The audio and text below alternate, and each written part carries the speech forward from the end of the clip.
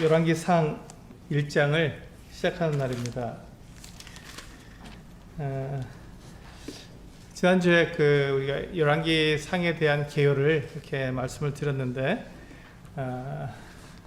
그 열왕기상 전체, 또 열왕기상하 전체에 대한 개요에 준해서 열왕기상을 함께 나눠보도록 하겠습니다. 오늘 1장, 오늘 1장인데요. 오늘 열왕기상 1장에 제가 전한 제목은 제한받지 않으시는 하나님, 제한받지 않으시는 하나님이라는 제목으로 함께 교제를 나누고자 합니다.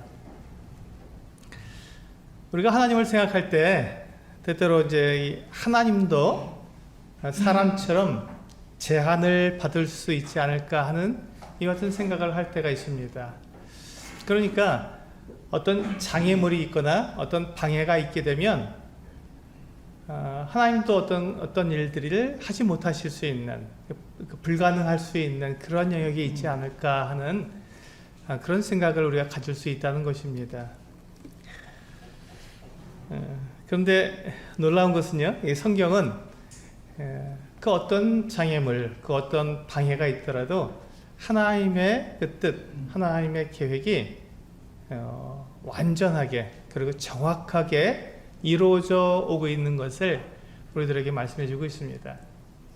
그래서 하나님은 제한받지 않으신다. 하나님은 어떤 제한도 받지 않으신다 라고 말씀드릴 수가 있습니다. 그 이스라엘 백성들은 하나님께서 이방인을 사랑할 수 없다고 생각했습니다.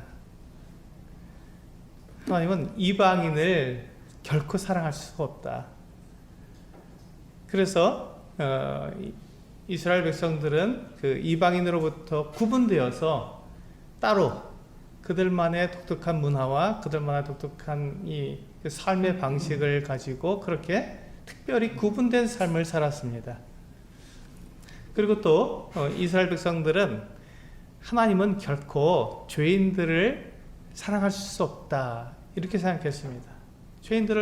그래서 하나님께서는 죄인들을 심판하시고 벌을 주신다는 것이죠. 그래서 이스라엘 백성들은 죄인이 어떤 사람이 죄를 범하게 되면 그를 돌로 쳐서 죽였습니다. 그런데 이스라엘 백성들이 생각했던 이 이방인과 죄인에 대한 하나님의 이와 같은 대우, 그들을 하나님께 이렇게 대하시는 방법들을 생각하면서 하나님은 이방인과 죄인을 사랑하실 수 없겠구나 이렇게 생각했습니다. 그런데 성경은 하나님께서 이방인들을 사랑하시고 하나님께서 죄인을 사랑하신다고 꾸준히 계속해서 변함없이 저희들에게 말씀해주고 있습니다. 그리고 그 이방인을 사랑하시기 위해서 이스라엘을 선택하셔서 그들을 통해서 하나님께서 이방인들을 사랑하신다는 것을 나타내기 원하셨습니다. 그리고 하나님께서는 그 이스라엘 사람들이 거룩하게 율법을 지키고 거룩하게 사는 것을 통해서 죄인들을 하나님께서 얼마나 사랑하시는지, 그리고 하나님께서 그 죄인들을 심판하시고 그들에게 벌을 하시는 것을 통해서 하나님께서 얼마나 죄를 미워하고 계시는지를 말씀하고 있는 것입니다. 근데 역설적으로요, 하나님께서는 이방인들을 사랑하시고 죄인들을 사랑하시는 이 하나님의 뜻, 하나님의 계획을 이루시기 위해서 이 세상과 이스라엘을 이렇게 구분하신 것입니다. 역설이죠. 그러니까 이 이스라엘을 이방인들을 사랑하기 위해서 이스라엘을 구분하셨고, 또 죄인들을 사랑하시기 위해서 하나님께서 죄를 얼마나 미워하시는지를 이 심판과 징계를 통해서 나타내셨다는 것입니다.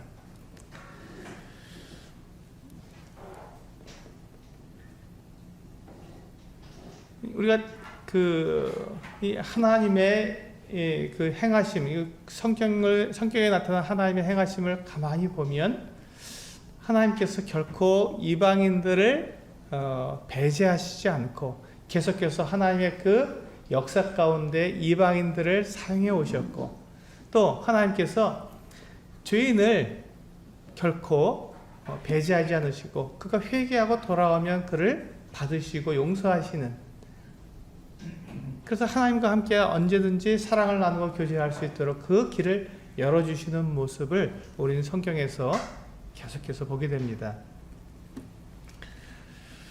이제 이와 같은 하나님의 이방인을 사랑하시고 또 죄인들을 용납하시고 그들을 받으시는, 그들을 사용하시는 것들을 이 교회를 통해서 완전히 나타내 주셨습니다. 하나님께서 이 교회를 부르신 것은요, 그 땅끝까지 이르러 모든 족속을 제자로 삼아 그들을 구원하기 위함이었습니다. 죄인들을 구원하기 위함이었습니다. 그래서 이 땅끝까지 이르러 모든 족속을 향해 이 복음을 전하라고 하시는 것이 바로 이 이방인들을 사랑하는 모습이었고, 또 이 복음을 통해서 죄인들이 회개하고 하나님께 돌아오도록 하시는 것이 바로 하나님의 죄인들을 향한 용서와 사랑의 모습인 것을 우리는 분명히 알게 됩니다. 그래서 하나님께서는 이미 우리 2000년 전에 예수 그리스도를 이 땅에 사람의 그 모양으로 보내셨고, 또 사람처럼 이 땅에서 살게 하셨다가 사람을 대신해서 십자가 달려 죽게 하시고 또 부활하셔서 승천하시는 이 예수 그리스도의 이 대속의 사역을 통해서 하나님께서 정말로 이 사람들을 얼마나 사랑하시는지, 죄인들을 멸망 가운데 던져버리시는 것이 아니라 그들로 하여금 하나님께로 돌아오도록 부르시는 그 부르심이 얼마나 간절하셨는지, 그 사랑의 크기가 얼마나 컸는지를 우리들에게 이 예수 그리스도를 통해서 우리들에게 분명하게 보여주셨습니다. 그래서 참 이 놀라운 하나님의 이와 같은 사랑과 은혜를 온 세상에 나타내시길 원하십니다. 그리고 그 일을, 이방인을 사랑하시고 또 이 죄인들을 하나님께로 돌아오게 하시는, 그래서 그들과 사랑의 교제를 나누기를 원하시는 이 하나님의 계획과 뜻을 이루시기 위해서 하나님께서 사용하시는 사람들에도 제한이 없는 것이죠. 하나님은 그 어떠한 사람도 하나님께 쓰지 못하실 사람이 없는 것입니다. 하나님은 제한받지 않으시는 분이시기 때문에 하나님은 그 누구를 사용하셔도 하나님의 이 놀라운 계획과 이 놀라운 뜻을 이루실 수 있는 분이시라는 것입니다. 우리 그것을 우리 마태복음 1장에서 잘 우리들에게 보여주고 있습니다. 한번 우리 마태복음 1장을 열어서 한번 보시겠습니다. 마태복음 1장은 예수 그리스도의 계보를 우리들에게 보여주고 있는데요. 하나님께서 하나님께서 태초부터 이미 이 세상을 만드시기 전부터 이 세상을 만드실 계획을 가지셨을 그때부터 이미 예수 그리스도 당신 이 하나님의 독생자 그 아들을 이 땅에 보내실 계획을 가지셨는데, 이 중요하고 이 장엄한 계획을 이루시는 그 일에 하나님께서 사용하신 사람들이 누군지가 이 마태복음 1장에 나와 있습니다. 1절부터 몇 절을 좀 읽어보시면요. 아브라함과 다윗의 자손 예수 그리스도의 계보라. 예수 그리스도께서 어떻게 이 세상에 오시게 되었는지 그것을 말씀해주고 있는데, 2절에 보시면요. 아브라함이 이삭을 낳고 이삭은 야곱을 낳고 야곱은 유다와 그의 형제들을 낳고 유다는 다말에게서, 3절에 보면 유다는 다말에게서라고 말씀하고 있는데, 이 다말이 누구냐면 유다의 며느리입니다. 정상적인 방법이 아닌 비정상적인 방법으로 지금 이 예수 그리스도께서 탄생하셔야만 했던 것이죠. 이 일에 이 다말이라고 하는 이 여인을 사용하셨습니다. 그리고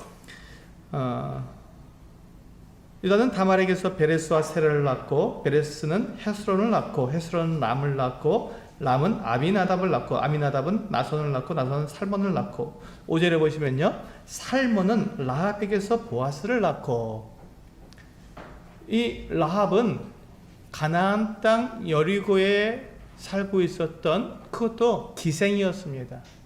우리 신약 성경에서 이 말은 구약 성경에서 기생이라는 말은 신약 성경으로 넘어오면 창녀라는 말로 되어 있습니다.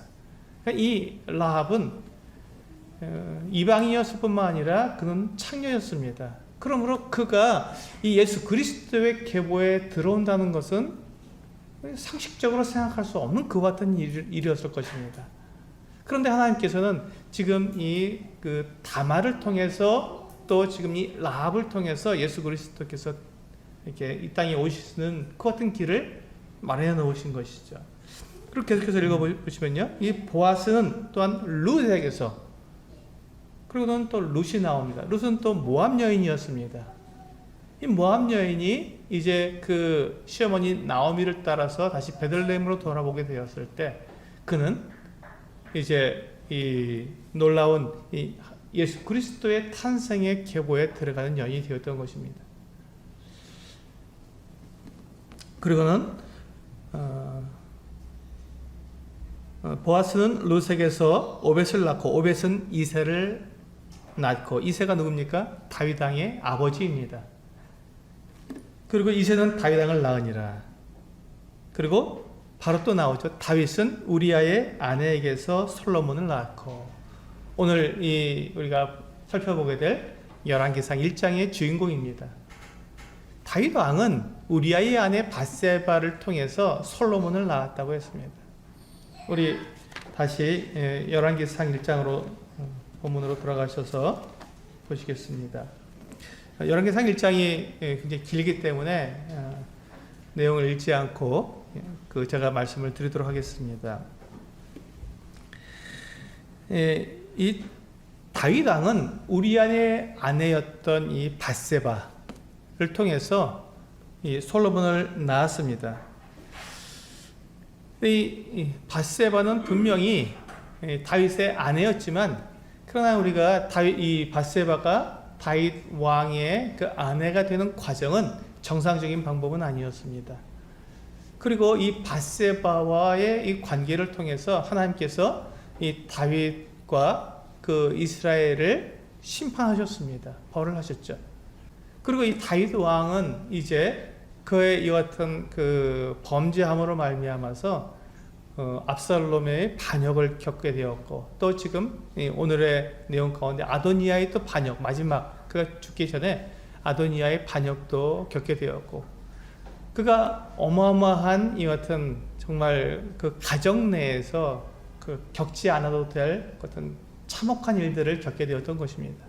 그러므로 이 우리아의 아내를 보게 될 때, 그가 우리아의 아내였던 이 밧세바를 보게 될 때, 그가 정말로 이 하나님의 계보에 하나님께서 그가 그 사용하시는 그와 같은 여인이 될 수 있었겠는가 생각해 보면 고개를 갸우뚱할 수밖에 없습니다.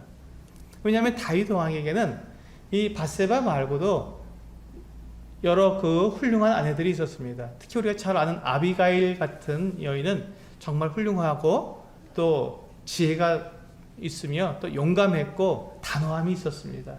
하나님을 향한 그 같은 열정이 있는 그 같은 여인이었습니다. 그런데 하나님께서 이 아비가일 같은 그 다윗의 아내를 사용하지 않으시고, 지금 이렇게 문제가 있고 이 나라에 온통 어려움을 끼쳤던 이 밧세바라는 여인을 하나님께서 사용하신다는 것입니다. 놀랍지 않습니까? 이 밧세바를 통해서 낳은 아들 솔로몬을 하나님께서는 다윗 왕의 위를 이을 왕으로 하나님께서 선택하셨습니다. 왜 하나님께서는 다른 여인들, 다른 그 아내들도 있었었는데 왜 이 밧세바를 택하셨을까요? 근데 그것을 우리는 알 수 없습니다. 그것을 우리는 알 수 없습니다. 왜냐하면 그것은 하나님의 주권이기 때문에 그렇습니다. 하나님께서 결정하시고 하나님께서 택하신 그와 같은 일은 하나님께 속한 일이기 때문에 우리가 왜 그렇게 했는지 우리는 알 수가 없습니다. 그런데 놀라운 것은요, 하나님께서는 이 밧세바라는 이 여인을 사용하시는데 제한이 없었던 것입니다. 우리는 그러한 사람을 쓰기가 참 어렵지만 하나님은 그와 같은 여인을 쓰시는데 전혀 제한이 받지 않으셨다는 것입니다.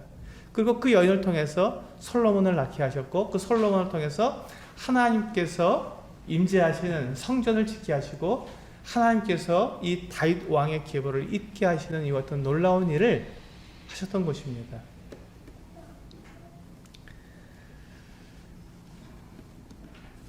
우리가 이 하나님께서 택하심을 우리가 생각해 보면, 우리가 그 아브라함이라고 하는 이 이스라엘의 시조, 그렇죠? 이스라엘 나라의 시조인 아브라함을 하나님께서 선택하셨습니다. 근데 왜 하나님께서는 아브라함을 택하셔서 그 새로운 나라를 만들 수 있도록 그렇게 하셨을까요? 예, 그것도 우리는 알 수 없습니다. 그걸 우리는 알 수 없습니다. 왜냐하면 그것 역시 하나님의 주권이기 때문에 그렇습니다. 우리는 결코 아브라함을 하나님께서 왜 선택하셨는지를 결코 알 수 없습니다. 그건 오직 하나님만이 아시는 일이고, 하나님의 기준으로 하나님께서 원하시는 자를 택하신 것이죠.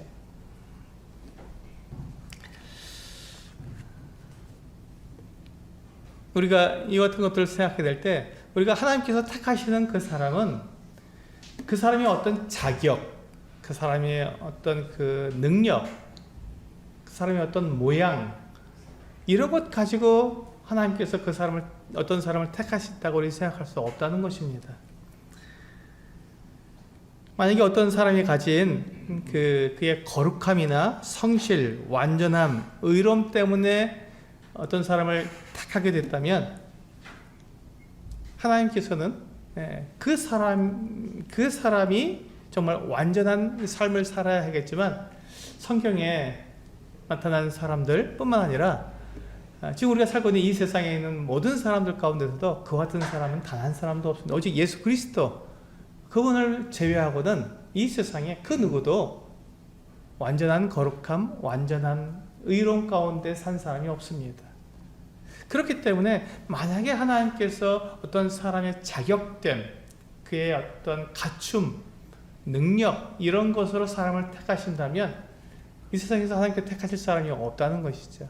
그렇기 때문에 하나님께서 사람을 불러서 사용하실 땐 제한받지 않으신다는 것입니다. 그 사람이 어떠함을 가지고 하나님께서 택하시지 않으시기 때문에 그 누구라도 하나님께서는 불러서 쓰실 수 있으며, 그 누구라도 하나님의 손에 붙들려서 하나님의 일을 할 수 있다는 것입니다. 이게 하나님의 놀라운 신비입니다.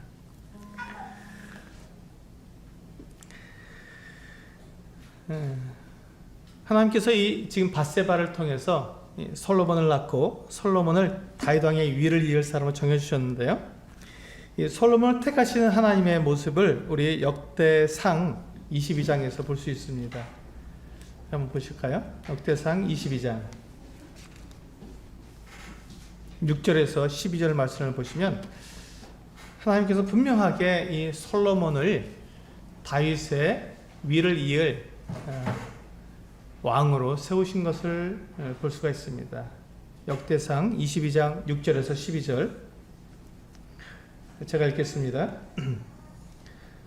다윗이 그의 아들 솔로몬을 불러 이스라엘 하나님 여호와를 위하여 성전 건축하기를 부탁하여, 다윗이 솔로몬에게 이르되, 내 아들아, 나는 내 하나님 여호와의 이름을 위하여 성전을 건축할 마음이 있었으나 여호와의 말씀이 내게 임하여 이르시되, 너는 피를 심히 많이 흘렸고 크게 전쟁하였느니라.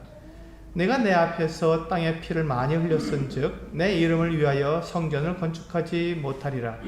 보라, 한 아들이 내게서 나리니 그는 온순한 사람이라. 내가 그로 주변 모든 대적에게서 평온을 얻게 하리라.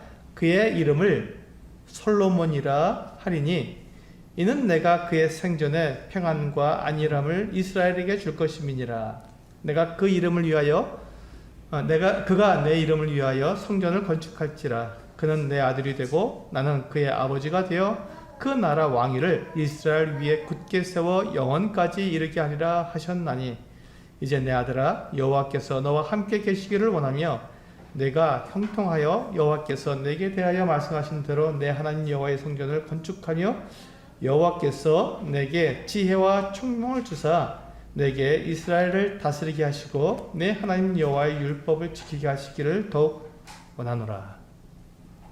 여기 보시면 다윗이 그 아들 솔로몬에게 하나님께서 이미 너를 이 성전을 지을 자요 또한 이 왕위를 이을 자로 택하셨다고 이미 말씀해 주신 것을 이야기해 주고 있습니다.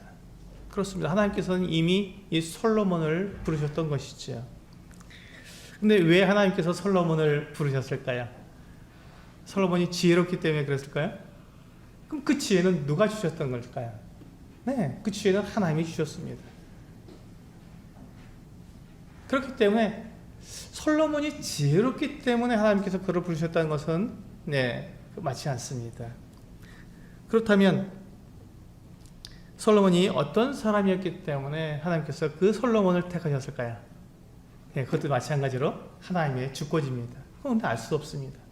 솔로몬을 왜 하나님께서 택하셨는지 우리는 알 수 없습니다. 그러나 하나님은 그를 택하실 권세가 있으시고 그것은 자격이 있으십니다. 그래서 하나님께서는 솔로몬을 택하신 것이죠. 그것이 하나님의 주권입니다. 그 이유는 우리가 알 수 없어도 하나님은 그렇게 하셨습니다.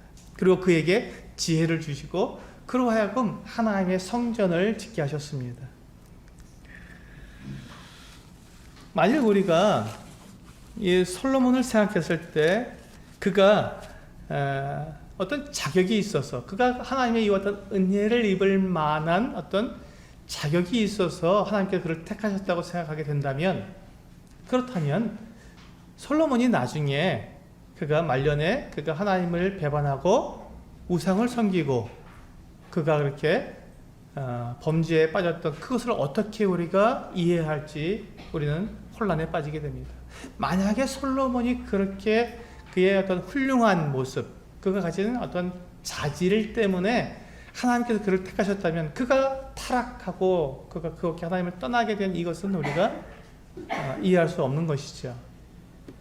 그런데 우리가 이것을 하나님의 주권으로 우리가 이해하게 된다면 이것이 그렇게 어려운 일이 아닙니다. 왜냐하면 솔로몬도 우리와 동일하게 부족하고 연약하며 실수가 많고 또한 그도 역시 탐욕적인 사람인 것이 분명하기 때문에 그렇습니다. 하나님께서 그를 택하실 때 그가 완전하기 때문에 택하신 것이 아니라 그도 역시 우리와 동일하게 그것이 부족하고 탐욕적인 사람이었던 것이죠. 그러나 하나님께서 하나님의 주권으로 그 솔로몬을 부르셔서 그에게 지혜를 주시고 하나님의 일을 감당하도록 그에게 맡기셨던 것이죠. 그런데 그가 그 하나님의 은혜를 받은 자로서 그가 겸손하게 생활했어야 되는데 그가 가지고 있던 원래 이 본성대로 그가 교만해지고 그가 부유했기 때문에 하나님을 필요로 하지 않고 결국 그가 얻었던 그 후궁들에 의해서 우상을 섬기게 되었고 하나님을 떠나게 되어서 그와 같이 나라를 둘로 나누게 하는 그 같은 엄청난 잘못을 범할 수 있게 된 것이죠. 그렇습니다. 이 세상에 그 누구도 완전한 사람이었기 때문에 그가 비록 하나님의 손에 붙들려서 쓰임을 받는다 할지라도 그가 언제든지 실수할 수 있고 잘못할 수 있고 넘어질 수 있고 또 범죄할 수 있는 것입니다. 그렇다고 해서 그 사람을 부르셔서 쓰시는 하나님이 잘못된 것이 아니죠. 그건 하나님의 주권이고 사람이 범죄할 수 있고 타락할 수 있는 것은 사람이 가지고 있는 본성이기 때문에 우리는 그것을 다 이해할 수 있다는 것입니다. 누구든지 예외 없이 이와 같이 하나님의 은혜를 입은 자랄지라도 그가 넘어질 수 있고 범죄할 수 있습니다. 그렇더니 솔로몬을 부르신 그 하나님은 솔로몬이 완전하기 때문에 그를 부르신 것이 아니라 그가 다 갖춰졌기 때문에 부르신 것이 아니라 솔로몬의 그 연약함을 보시면서도 하나님은 제한받지 않으시기 때문에 그 솔로몬을 불러서 그가 해야 할 일들을 그에게 맡기시고 그가 그 일을 할 수 있도록 지혜를 주시고 능력을 주시고 부도 주셔서 그가 그와 같은 일들을 다 감당하게 하셨던 것이죠. 그러나 솔로몬은 여전히 연약한 사람이었고 그가 탐욕적인 사람이었기 때문에 그도 하나님을 떠나갈 수밖에 없었던 것입니다.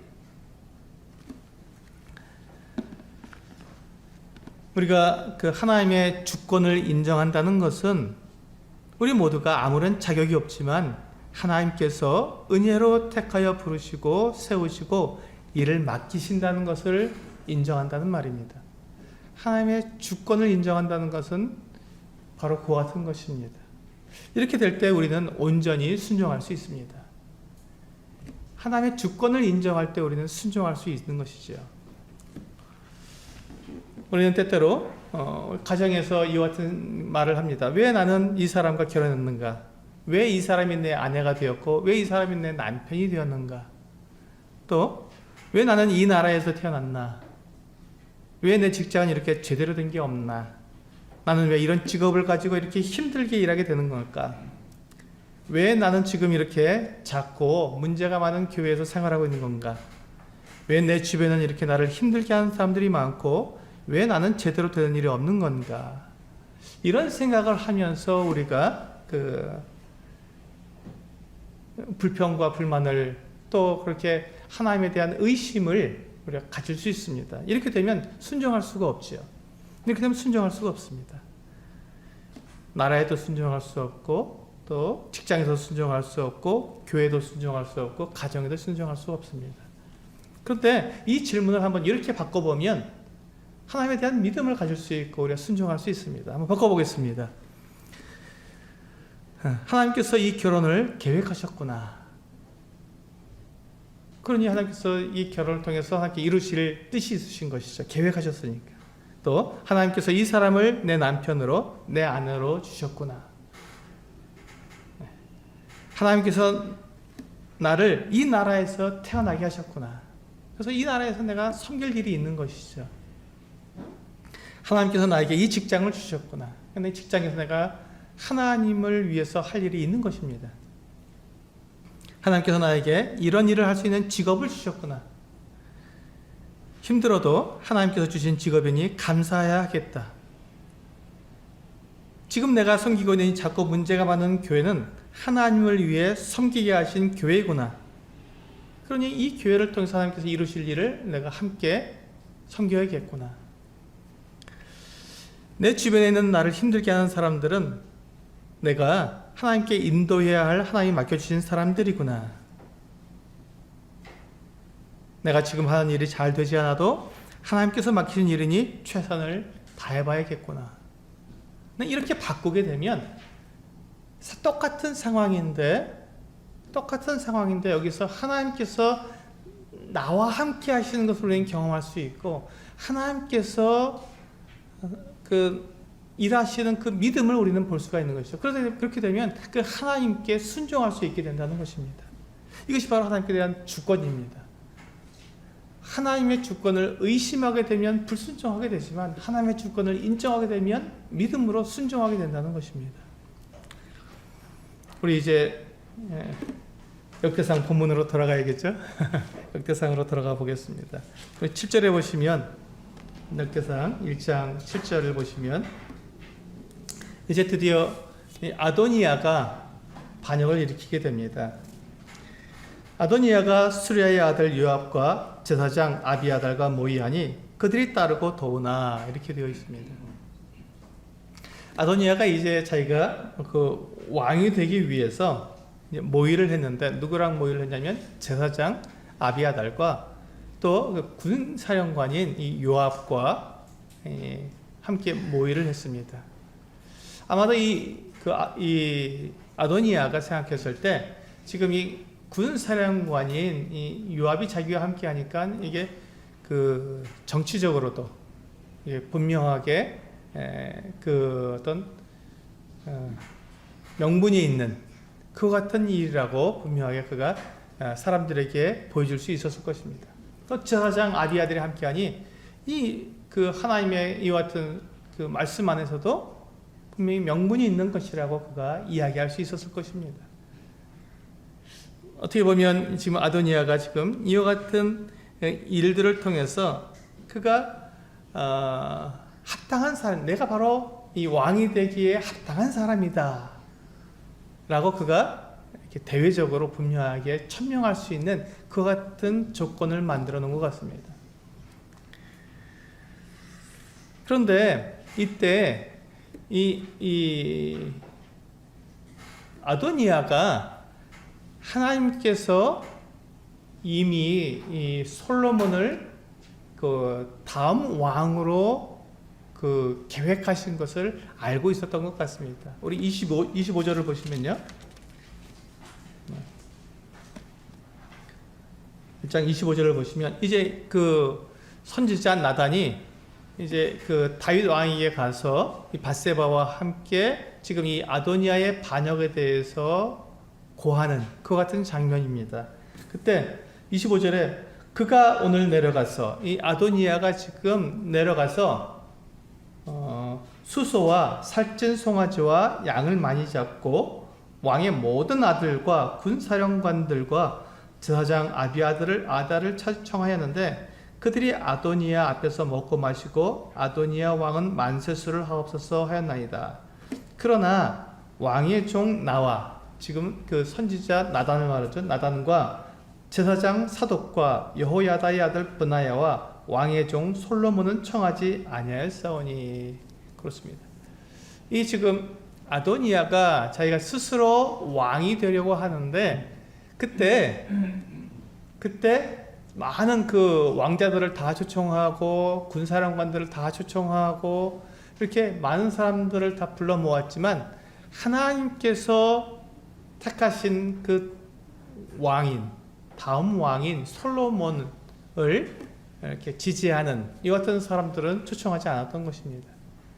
그렇게 지금 이 아도니아는 알고 있었습니다. 다른 왕자들이 아니라 솔로몬은 하나님께서 택하신 자라는 것을 알고 있었음에도 불구하고 지금 자기가 스스로 자기 자신을 보았을 때 아도니아가 스스로 자기를 보았을 때 이 부분은 분명히 하나님께서 그렇게 하셨어도 지금 자기가 왕이 되는 게 더 맞다고 생각한 것 같습니다. 왜냐하면요, 지금 아도니아는 지금 그 왕자들 가운데서 지금 가장 맞이되었습니다. 첫째였던 암논은 그 압살롬에서 죽게 되었고요. 둘째 그 길르압이죠. 그는 그 이 아비가일의 아들이었는데 그 이름만 있고 그 다음에 그의 행적은 나타나지 않습니다. 그리고 셋째 압살롬은 이렇게 반역을 했다가 죽임을 당했습니다. 그러니 넷째인 아도니아가 이제 제일 마주되어서 이제 그가 이제 그 다음 왕으로서의 분명한 명분을 가지고 있었던 것입니다. 그리고 지금 그의 나이는 약 30대 후반 정도 되는 것 같습니다. 그리고 솔로몬은 20대 후반, 30이 채 되지 않았던 나이 같습니다. 왜냐하면 그가 예루살렘으로 와서 낳은 아들이었고 또 그가 밧세바가 낳은 아들 중에서 넷째 아들이었기 때문에 그는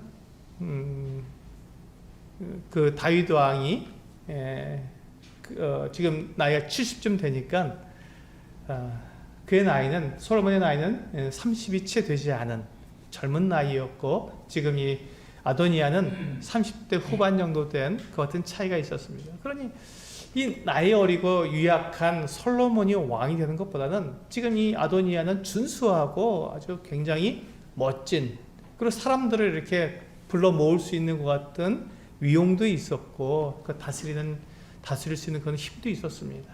그러니 이 아도니아가 생각했을 때 이 유약한 솔로몬이 왕이 되는 것보다는 내가 왕이 되는 게 훨씬 더 합리적이고 더 맞다고 생각할 수 있었던 것입니다.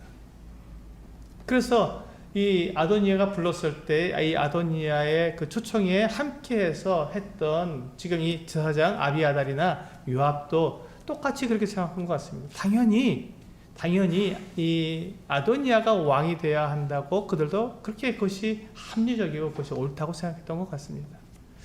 그러나 여러분, 합리적이라고 해서 그것이 성경적인 것은 아닙니다. 합리적인 것, 그것은 우리들 사이, 사람들 사이에서는 그것이 옳은 것처럼 보이고 그것이 좋은 것처럼 보이지만 합리적인 것이라고 해서 성경적인 것이라고 말할 수는 없습니다. 성경적이라는 말은 성경에서 하나님께서 어떻게 말씀하셨느냐가 바로 성경적인 것입니다. 하나님의 말씀이 어떻게 말씀하고 있느냐 하는 것이죠. 우리 신명기 17장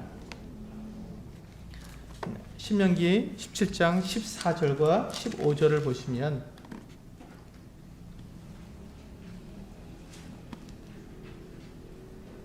신명기 17장 14절과 15절에 하나님께서 하나님의 뜻을, 하나님의 기준을 이미 말씀해 주고 있습니다. 신명기 17장 14절과 15절, 내가 내 하나님 여호와께서 내게 주시는 땅에 이르러 그 땅을 차지하고 거주할 때에 만일 우리도 우리 주위의 모든 민족들 같이 우리 위에 왕을 세워야겠다는 생각이 나거든 반드시 15절 중요하죠. 예. 반드시 내 하나님 여호와께서 택하신 자를 내 위에 왕으로 세울 것이며, 여기 분명한 기준이 있어요. 왕을 세우는 기준이 있습니다. 왕을 세우되 그가 맞이기 때문에, 장자기 때문에 왕으로 세워라, 그렇지 않았습니다. 그가 나라를 위해서 혁혁한 공을 세웠기 때문에 왕으로 세워라, 그렇지 않았습니다. 하나님께서 이스라엘의 왕이 될 수 있는 기준은 하나님께서 택하신 자여야 한다고 분명하게 말씀하고 있습니다. 그가 누구든지, 그가 어떠한 사람이든지 관계없이 그가 하나님께서 택하신 사람이어야 된다고 정확하게 기준을 말씀해 주고 있는 것이죠.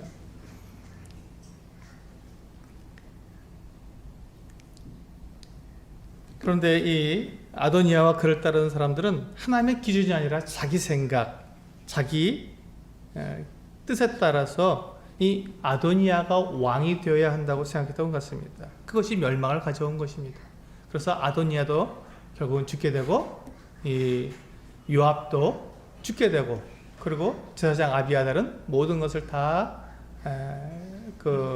내려놓고 고향으로 돌아가서 파면되어서 거기서 생활하게 되었습니다.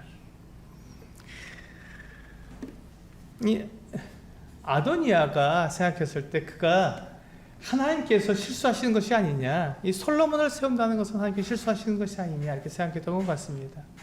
그래서 그는 하나님을 도우려고 했던 것 같습니다. 하나님의 생각보다는 내 생각이 맞을 것 같아, 이렇게 해야 나라가 제대로 될시라고 생각했던 것 같습니다. 아도니아 말고도 성경에는 하나님을 이렇게 도우려고 하는 사람들이 여러 명이 있었습니다. 우리가 지금 다윗 왕의 그 같은 사무엘기를 이렇게 공부해 봤었는데, 거기서 보시면 다윗이 여호와의 법궤를 이제 예루살렘으로 옮기려고 할 때 수레에다가 이 법궤를, 여호와의 궤를 싣고 옮겨오다가 낙원의 타작마당에서 이 소들이 뛰는 바람에 이 우사가 법궤를 이렇게 잘, 법궤 옆에서 이렇게 잘 이렇게 옮겨가고 있었는데, 소들이 뛰니까 수레가 이제 뛰면서 법궤가 떨어질 것 같으니까 그 법궤에 손을 댔습니다. 이제 그 말씀이 사무엘하 6장에 나오는데요. 사무엘하 6장 7절에서는 뭐라고 말씀하시냐면, 우사가 잘못함으로 하나님께서 우사를 치셨다라고 말씀하고 있습니다. 우사가 잘못했기 때문에 하나님께서 그 우사를 치셨다. 지금 우사가 하려고 하는 것은 무엇이었습니까? 하나님의 궤가 떨어지려고 하니까 그거를 떨어지지 않도록 보호하려는 것이었는데, 우사가 잘못했다고 성경은 말씀하고 있습니다. 우사는 하나님을 보호하려고 했던 것이죠. 그러나 누가 하나님을 보호할 수가 있겠습니까? 하나님은 오히려 사람들을 보호하시는 분이시지 사람들의 보호를 받으시는 분이 아니십니다. 또 이와 같은 일들이 시작 성경에서 나와 있죠. 마태복음 16장 21절부터 23절까지 보면 베드로가 마태복음 16장 16절에서 주는 그리스도시요 살아계신 하나님의 아들이십니다 라고 고백했을 때, 이제 예수님께서 제자들에게 이제 인자는 예루살렘으로 올라가서 대제사장들과 서기관들과 그 백성의 장로들에게 붙잡혀서 죽임을 당하고 제3일에 다시 살아나야 된다라고 말씀을 해주셨습니다. 그때 이 베드로가 깜짝 놀라서 예수님을 붙들고 항변하면서 말했습니다. 그리 마옵소서, 주여 그리 마옵소서, 이 일이 결코 죽게 미치지 아니하리이다. 이렇게 말을 했습니다. 베드로가 지금 예수님을 보호하겠다는 것입니다. 결코 그런 일은 있을 수 없습니다. 주님이 죽으신다니요, 사람들한테 붙잡혀서 죽으신다니, 그건 있을 수가 없습니다. 우리가 보호하겠습니다. 제가 보호하겠습니다 하고 예수님을 보호하려고 했습니다. 그때 예수님께서 돌이키시며 베드로에게 이르시되, 사탄아 내 뒤로 물러가라. 너는 나를 넘어지게 하는 자로다. 내가 하나님의 일을 생각하지 아니하고 도리어 사람의 일을 생각하는도다. 이렇게 말씀하셨습니다. 베드로가 예수님을 보호할 수 있겠습니까? 그런 일은 없습니다. 그렇게 할 수가 없죠. 주님이 베드로를 보호하시죠. 또 이와 같은 일들이 또 한 번 더 있었습니다. 베드로에게 또 한 번 있었는데요. 겟세마네 동산에서 예수님께서 이제 겟세마네 동산에 계셨을 때 그 가룟 유다가 그 군병들을 이끌고 예수님을 잡으러 왔습니다. 그때 베드로가 칼을 빼서 대제사장의 종인 말고의 귀를 베었습니다. 베드로는 그 칼로 예수님을 보호할 수 있다고 생각했습니다. 주님께서는 칼을 도로 집에 넣으라고 말씀하셨습니다. 그러고는 순순히 그 사람들의 손에 붙들려서 끌려가셨습니다. 베드로는 주님을 보호할 수 있는 힘이 없었습니다. 베드로는 주님을 보호할 수 있는 사람이 아니라 베드로는 주님께 순종해야 되는 사람이었습니다. 우리 본문으로 돌아오셔서 이제 아도니아의 모습을 보겠습니다.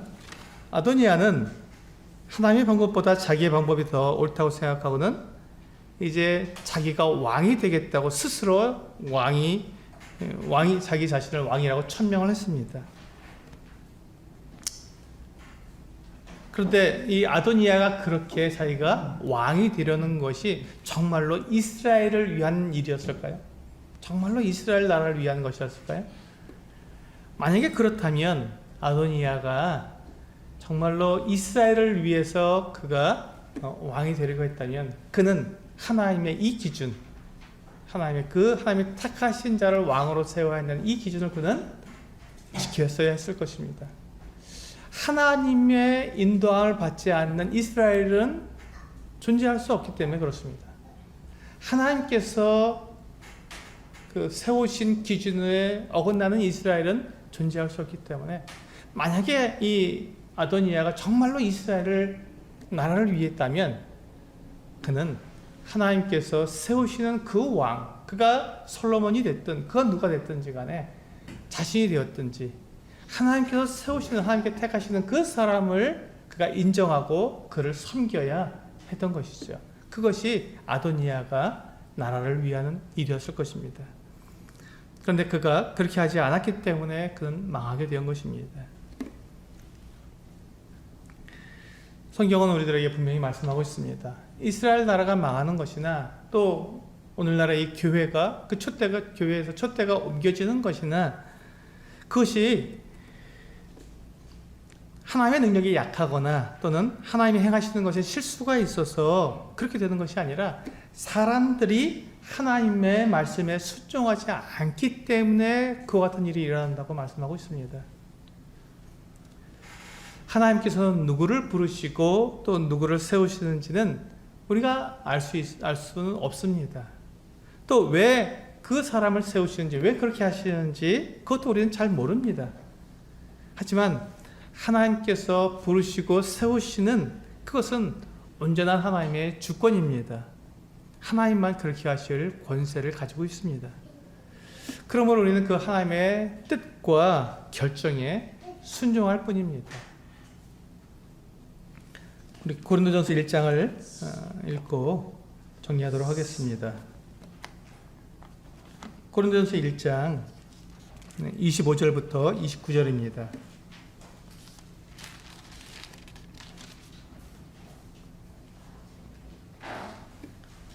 고린도전서 1장 25절에서 29절.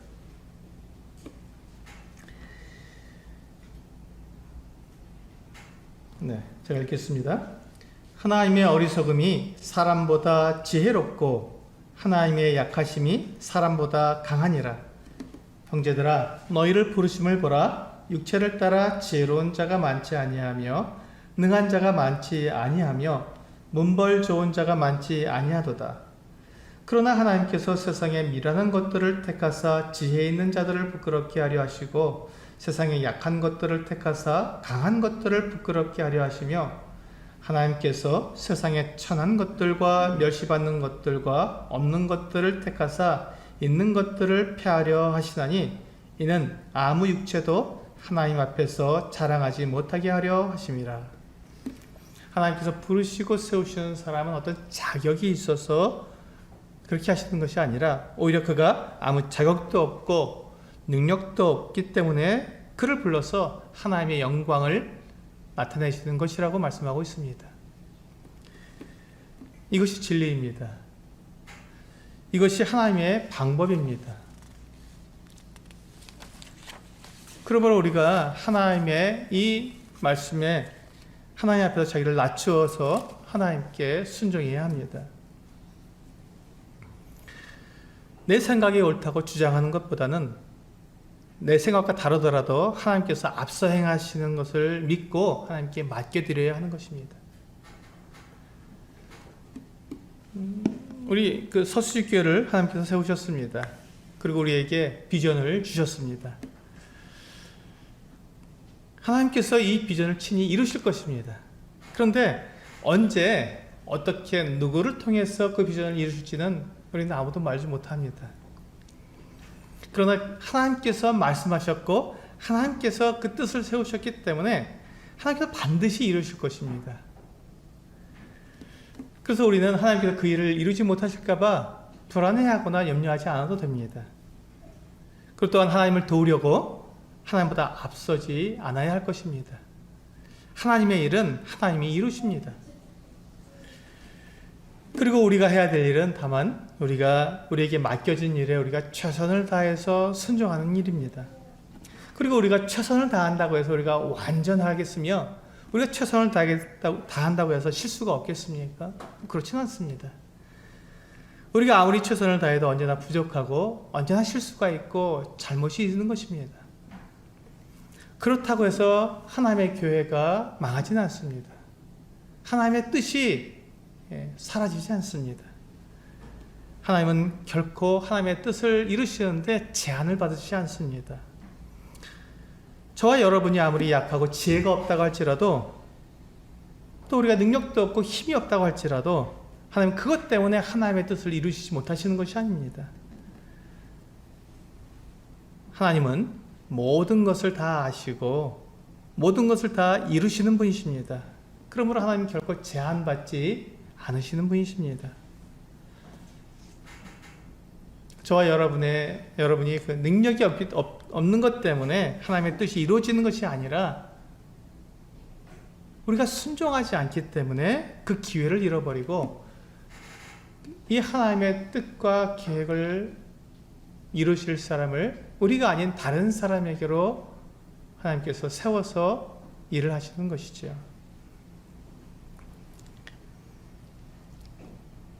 하나님께서는 누구를 통해서 이 비전을 이룬다고 약속해 주시지 않으셨습니다. 우리 교회에게 비전을 주셨지만 이 비전은 하나님께서 우리 교회를 통해 교회에게 이루도록 말씀해 주셨지만 누구를 통해서 이루겠다고 말씀해 주시지 않으셨습니다. 그러므로 우리가 두려워하지 말고 또 염려하지 말고 하나님께서 세우신 그 계획과 비전에 우리가 순종함으로 하나님께서 친히 이루어 나가신 일에 우리가 쓰임 받는 그것으로 우리가 최선을 다하고 그것을 우리가 하나님께 감사할 수 있으면 된다고 생각합니다. 우리의 부족한 것들을 또 우리의 연약한 것들을 우리가 인정하고 하나님께서 행하시는 대로 순종하는 것, 그것이 우리가 하나님께서 우리에게 주신 이 비전을 이루어가는 첩경이라고 생각합니다. 이것이 하나님의 주권이고 이것이 우리의 순종이어야 할 것입니다.